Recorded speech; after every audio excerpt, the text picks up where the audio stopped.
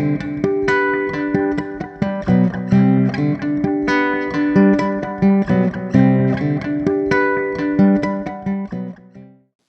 and welcome to Take 5 with Automation World. I'm David Miller, Senior Technical Writer for Automation World.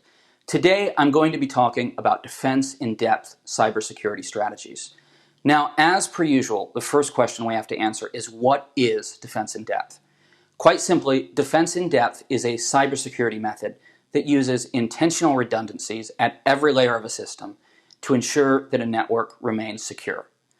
This is, of course, in contrast to the previously dominant perimeter strategy, which only sought to use tools such as firewall and border routers to separate plant floor intranet from internet-connected enterprise and external networks. But why doesn't this work anymore?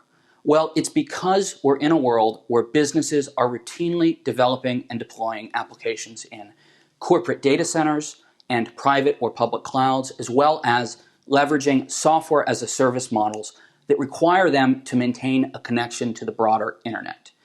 Now, while these technologies obviously have tremendous benefits, which we here at Automation World discuss all the time, they come with a sharp reverse edge, which is that they open one up to more security vulnerabilities. And we see an uptick in cyber attacks in accordance with that. On the screen now, you can actually see that when we conducted a recent survey of our readers, 36% of end users said they had experienced some kind of cybersecurity breach.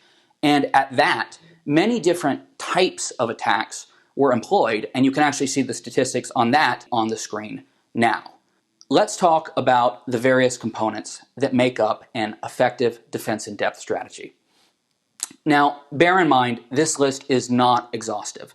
However, it does give a good idea of how various techniques can come together to create a more complete security apparatus. First, we have network perimeter security. Now, this is simple. These are the tried and true methods: firewall, virtual private networks, and virtual local area networks. So again, while the details of how they do so varies, all three of these methods essentially work to just isolate those plant floor networks from external traffic in some way.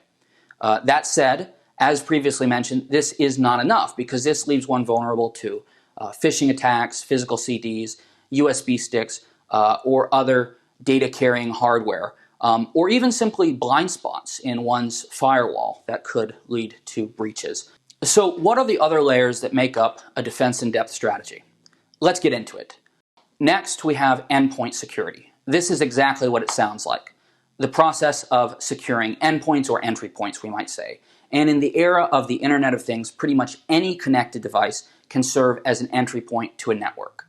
To secure these, end users commonly rely on software platforms called endpoint protection platforms, or EPPs.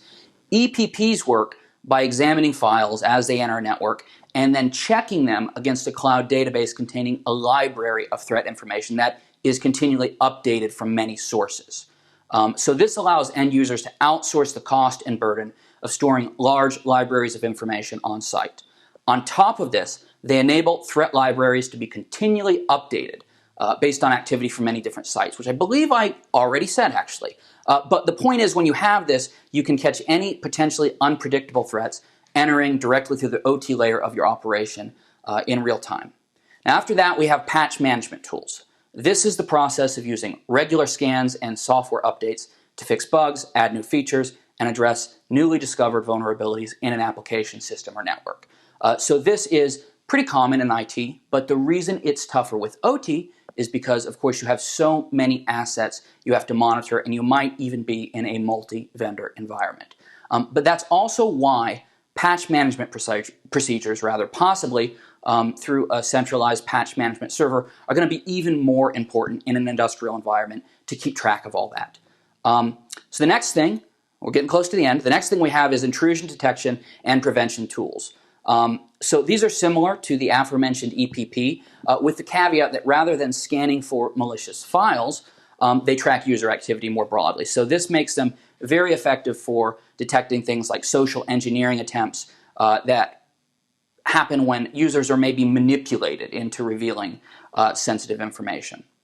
The last one we have, and the last one we're going to discuss in this video, is identity and access management. And the goal of this is just to grant users access to assets and devices that they have rights to in a very particular given context. So we all know this from outside an industrial context because we probably make use of it on a regular basis. This is things like multi-factor authentication or privileged account management, where in order to gain access to a system, you need information beyond a simple username or password or otherwise some sort of special administrative certificate or privilege. People know what I'm talking about. The idea being that this guards against a phishing attempt wherein a username or password, again, might be obtained or somehow unlawfully stolen. Now, I fear I've actually gone over on time a bit for today's video, so we're going to have to wrap this up quickly. But if you're interested in cybersecurity topics, you can take a look at the links below for more information.